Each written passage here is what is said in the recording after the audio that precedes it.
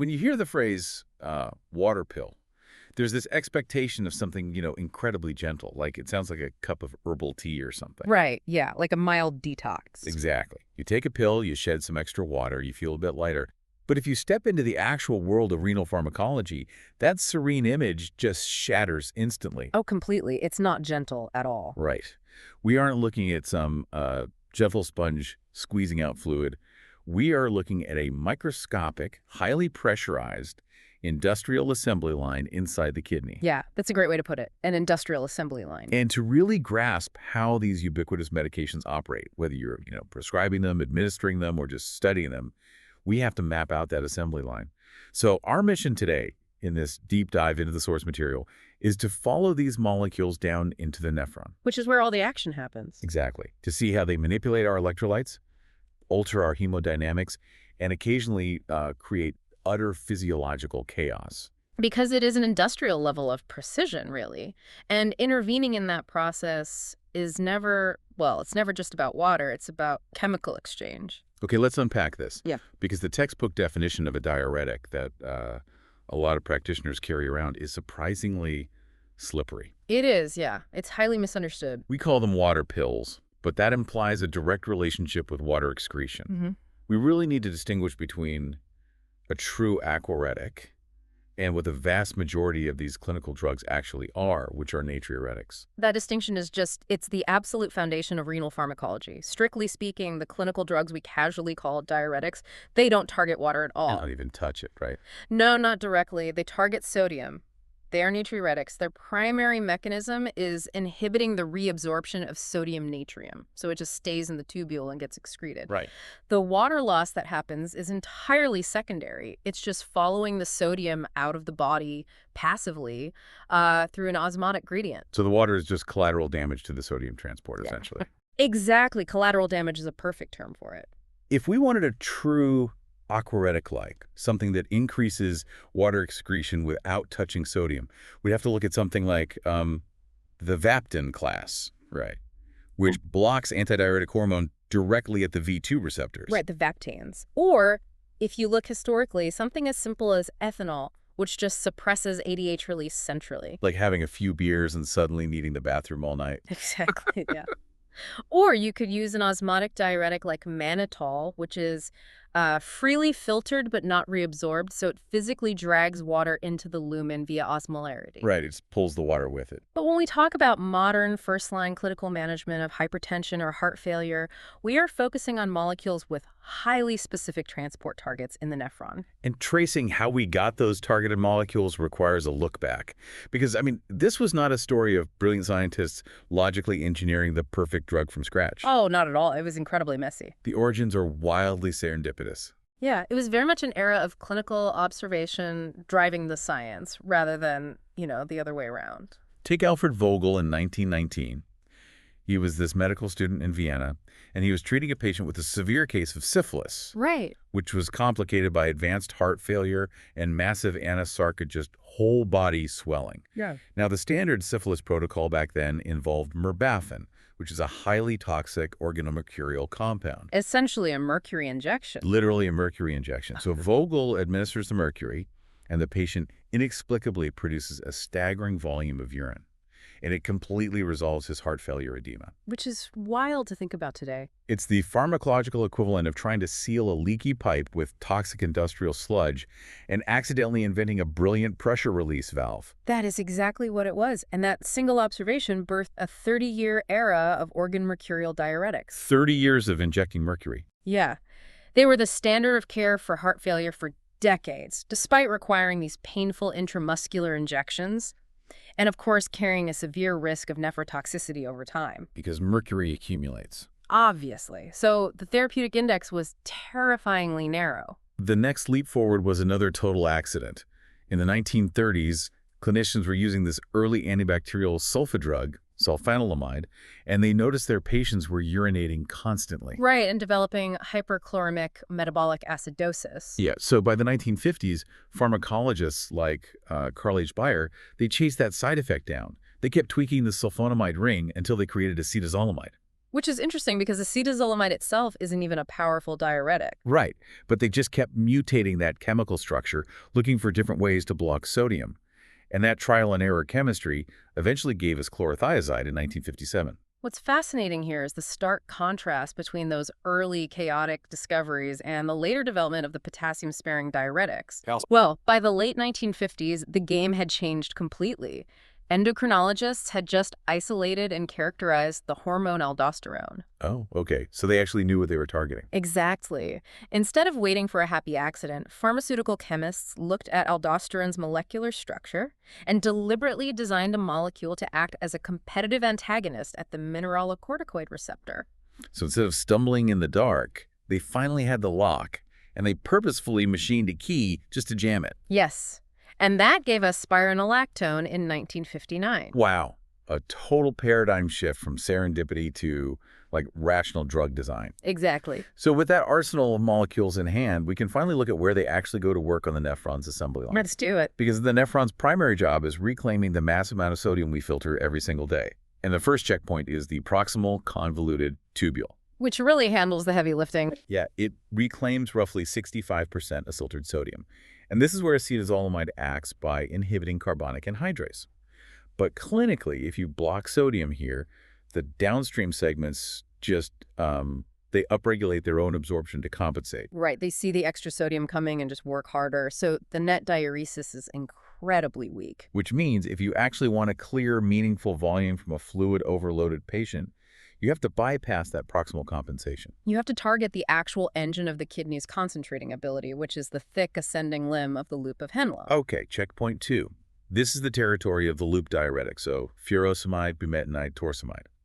This segment handles about 25% of the sodium load. A massive amount. Right. And just looking at the physiology, if you suddenly paralyze a checkpoint responsible for a full quarter of the body's sodium reclamation, the downstream segments can't possibly compensate for that. It must create absolute chaos in the tubules. It does. It creates an overwhelming solute load, which is exactly why loop diuretics have the highest efficacy of any class. The sledgehammers? We consider them the sledgehammers of diuresis, yeah. Yeah. They act by reversibly binding to the chloride binding site of the NK2Cl cotransporter, or NKCC2. So they don't just block sodium, they paralyze the transport of sodium, potassium, and 2 chloride ions all at once. All at once. And the downstream consequences of paralyzing that specific transporter are just profound. How does that cascade work? Normally, as potassium is pumped into the tubule cell by NKCC2, it actually leaks back out into the lumen, and that back leak creates a positive electrical charge in the urine. Okay, a positive charge. Right,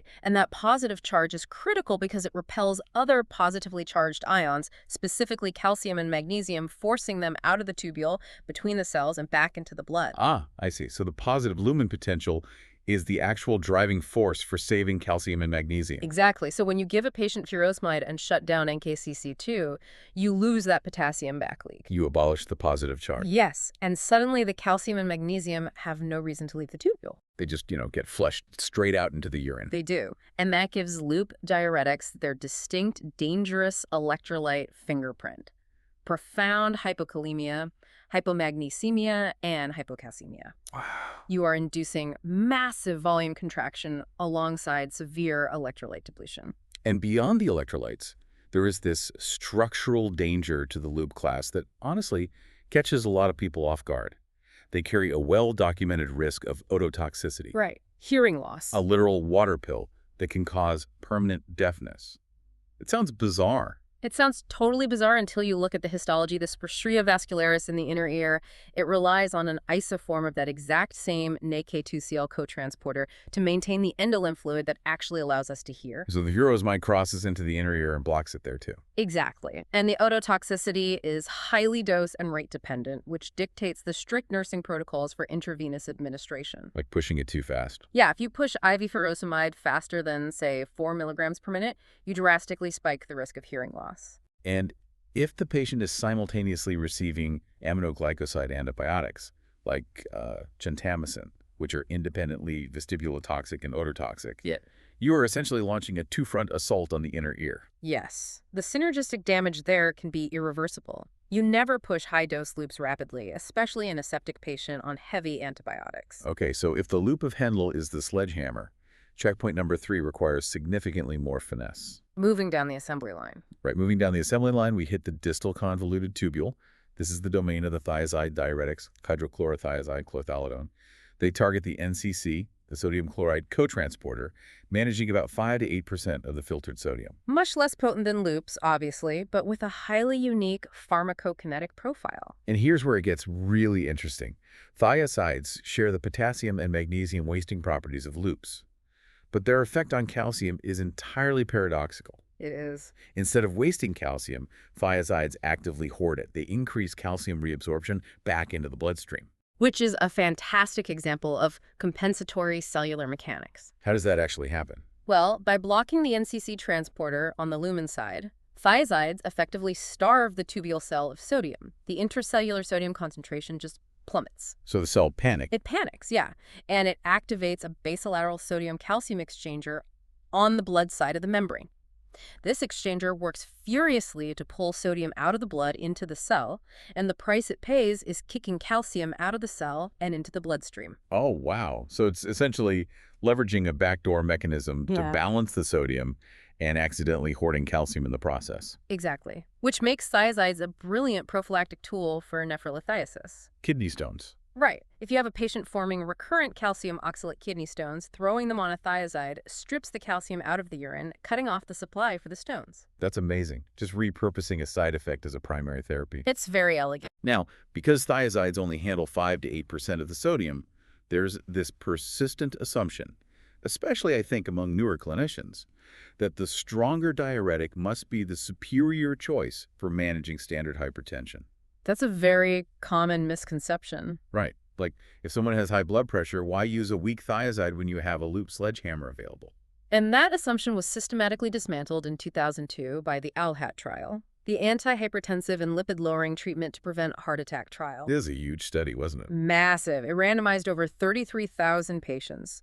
At the time, there was immense industry pressure claiming that newer, much more expensive calcium channel blockers and ACE inhibitors were vastly superior to old, cheap thiazides for hypertension. So they tested chlorthalidone against the expensive new kids on the block. They did. And chlorthalidone, a generic thiazide developed decades prior, was virtually unsurpassed in preventing fatal coronary heart disease and non-fatal myocardial infarction. Wait, really? Yeah, it actually outperformed the newer drugs in preventing heart failure. That is a huge vindication for a cheap legacy drug. And the physiology explains exactly why.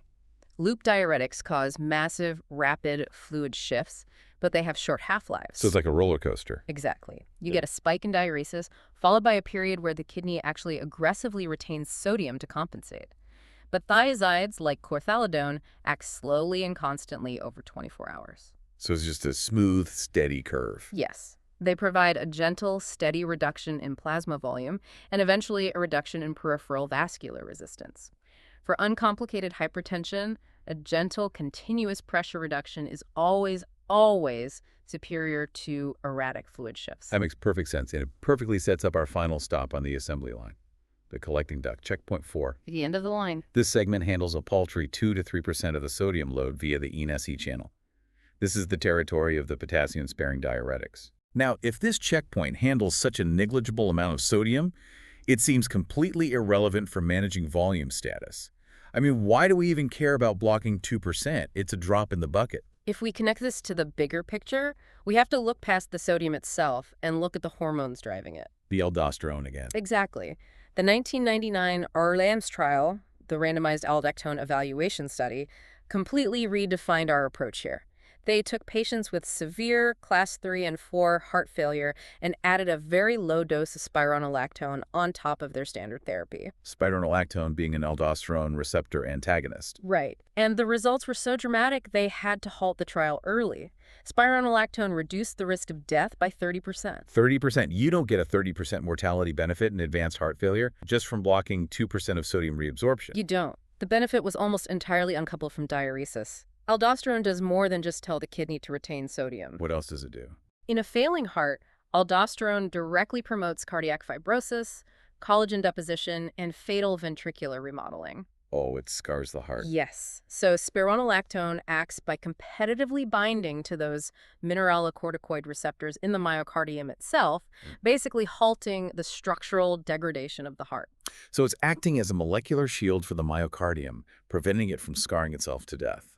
Its identity as a water pill is almost incidental at that point. It really is a disease-modifying drug masquerading as a diuretic. And, we should probably clarify the two distinct mechanisms in this class. Right, because they aren't all hormone blockers. Exactly.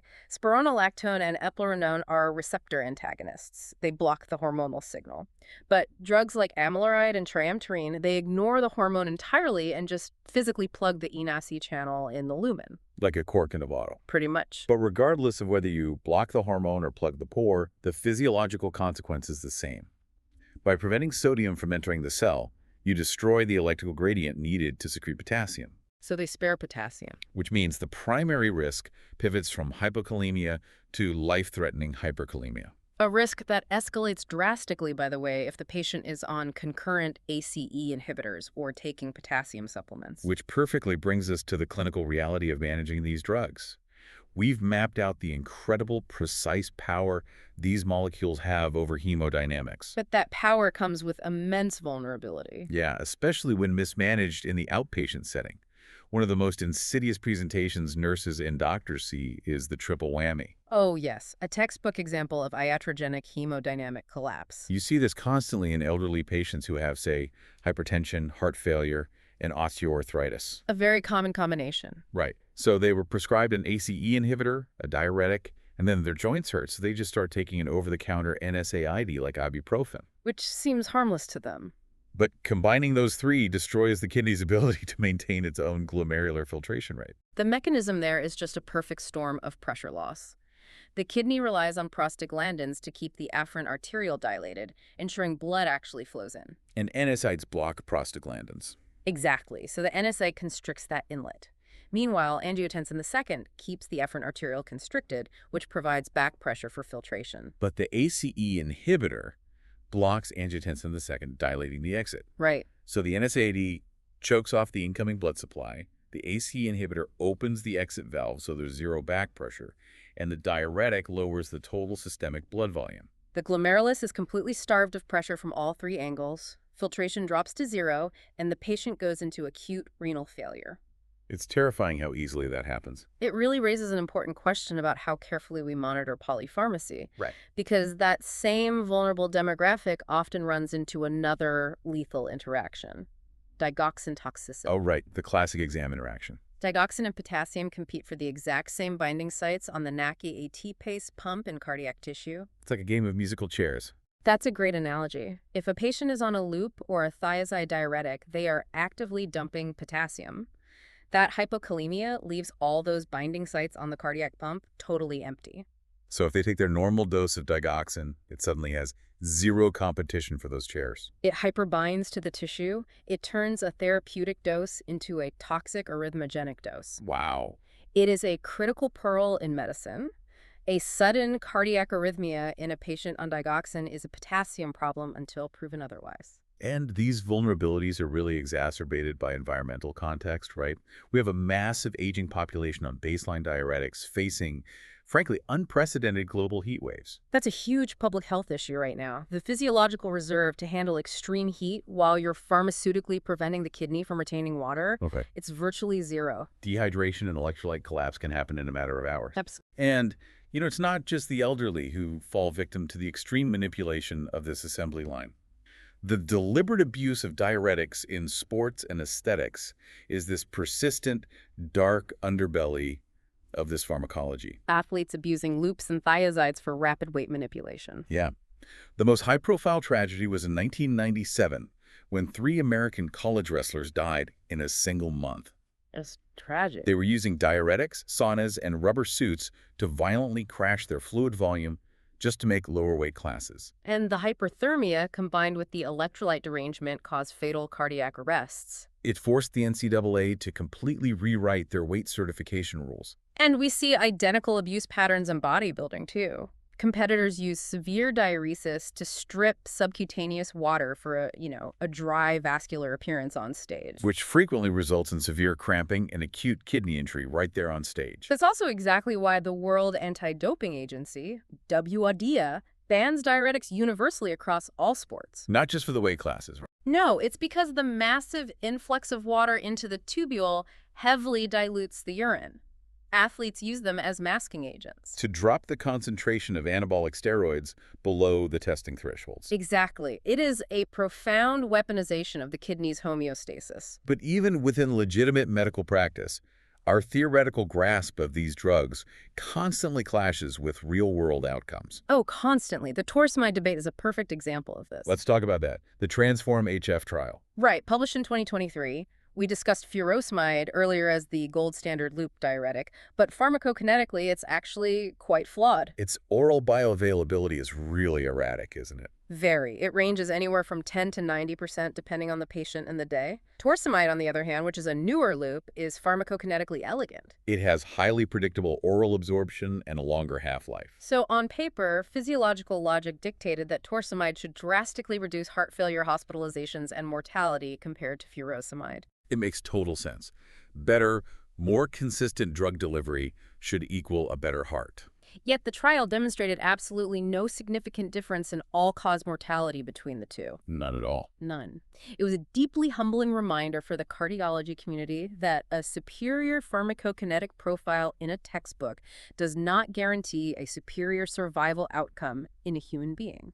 We see that exact same tension between theory and outcome with the thiazides, too. There has always been this metabolic debate surrounding them. Right, the side effect profile. Yeah, thiazides inhibit insulin release and decrease peripheral glucose utilization, so they mildly elevate blood sugar. And they also compete with uric acid for secretion in the proximal tubule. Which causes uric acid to build up in the blood, potentially triggering acute gout. And in the ALHAD trial we talked about, the chlorthalidone group did show a slightly higher rate of new-onset diabetes. It did. So why do the guidelines confidently keep them as first-line therapies if we know for a fact they actively worsen glucose and uric acid metrics? Because outcome data dictates the standard of care. Decades of follow-up have shown that the profound cardiovascular benefits of sustained blood pressure reduction, like the prevention of massive fatal strokes and myocardial infarctions, vastly outweigh the metabolic asterisk. The big picture wins. Exactly. The clinical strategy is to use the thiazide to save the vasculature and then actively monitor and manage the metabolic shifts if they actually occur. Wow. Let's zoom out and just look at the whole assembly line one last time. We have the loop diuretics, our high-ceiling sledgehammers in the thick ascending limb, obliterating the lumen potential to dump sodium, potassium, calcium, and magnesium. Right. We have the thiazides in the distal tubule, gently wasting potassium while paradoxically hoarding calcium. And we have the potassium-sparing diuretics in the collecting duct, stepping in as molecular shields to block aldosterone and save the myocardium from fibrosis while navigating the razor's edge of hyperkalemia. Together, this pharmacopoeia dictates the hemodynamic survival of millions of patients. They are the absolute non-negotiable bedrock of nephrology and cardiology. So, what does this all mean for us today? It's a shifting landscape. It really is. We've spent this entire deep dive into the source material focused strictly on molecules designed to manipulate sodium transport, because that is the very definition of a modern natriuretic. But I want to leave you, the listener, with a final thought to mull over. Right now, the entire landscape of heart failure management is being revolutionized by SGLT2 inhibitors drugs like empagliflozin and dapagliflozin. Ah, yes, the flozins. The flozins. And the incredible part is that these were engineered strictly as diabetes medications. Purely for blood sugar. Right. Their mechanism is to block glucose reabsorption in the proximal tubule, forcing the kidneys to dump sugar into the urine to lower blood glucose. But by doing that, they pull massive amounts of water into the tubule via osmosis. They induce a powerful osmotic diuresis. Driven by sugar instead of salt. And that unintended diuretic mechanism has proven so incredibly cardioprotective that SGLT2 inhibitors are now a foundational pillar of heart failure guidelines, even for patients who don't have diabetes. It's completely flipped the paradigm. It forces us to ask, Yeah. Are we witnessing the definition of a diuretic expanding once again? Moving from an era defined entirely by manipulating salt into an era defined by manipulating sugar. It really makes you wonder what's next. When you step back and look at that microscopic assembly line, Our understanding is constantly evolving, but the engineering behind it remains absolutely brilliant. The deeper we look, the more complex the machinery reveals itself to be. It really does. Thanks for joining us in this deep dive into the source material. See you next time.